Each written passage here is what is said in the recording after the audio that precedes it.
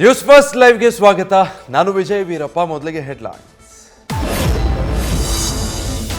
ಲೋಕಸಭಾ ಚುನಾವಣೆ ಗೆಲ್ಲೋಕೆ ಸಮೀಕ್ಷೆ ಮೊರೆ ಹೋದ ಕಾಂಗ್ರೆಸ್.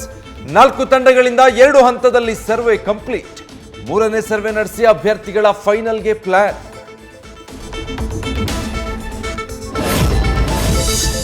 ಕುಮಾರಸ್ವಾಮಿಗೆ ಕೇಂದ್ರದಲ್ಲಿ ಮಂತ್ರಿ ಸ್ಥಾನ ಸಿಗುವ ಸಾಧ್ಯತೆ. ಹೊಸ ಪವರ್ ಸೆಂಟರ್ ಆಗಿ ಬದಲಾಯಿತು ದಳಪತಿ ಮನೆ. ಲೋಕಸಭೆ ಟಿಕೆಟ್ಗಾಗಿ ಬಿಜೆಪಿ ನಾಯಕರಿಂದ ಎಚ್ಡಿಕೆ ಜೊತೆ ಮಾತುಕತೆ.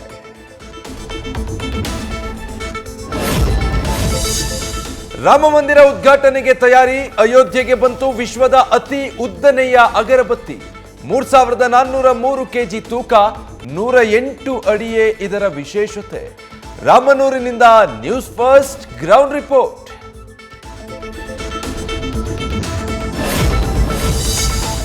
ರಾತ್ರೋರಾತ್ರಿ ವಿದ್ಯುತ್ ಕಂಬದ ಸಪೋರ್ಟಿಂಗ್ ಕಂಬಿಗಳ ಕಳವು. ಹೈವೇ ಮೇಲೆ ಬೀಳುವ ಹಂತದಲ್ಲಿವೆ 100 ಕರೆಂಟ್ ಕಂಬಗಳು. ನ್ಯೂಸ್ ಫಸ್ಟ್ ರಿಯಾಲಿಟಿ ಚೆಕ್ನಲ್ಲಿ ದಶಪಥ ಹೆದ್ದಾರಿಯ ಡೇಂಜರಸ್ ಸ್ಪಾಟ್ಗಳು ಬಯಲು.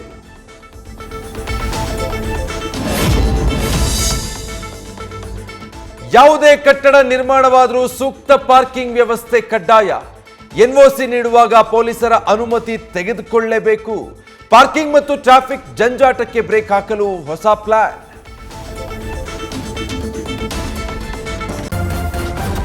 ನ್ಯೂಸ್ ಫಸ್ಟ್ ನಿರ್ಭೀತಿಯಿಂದ ನಿಮ್ಮ ಪರವಾಗಿ.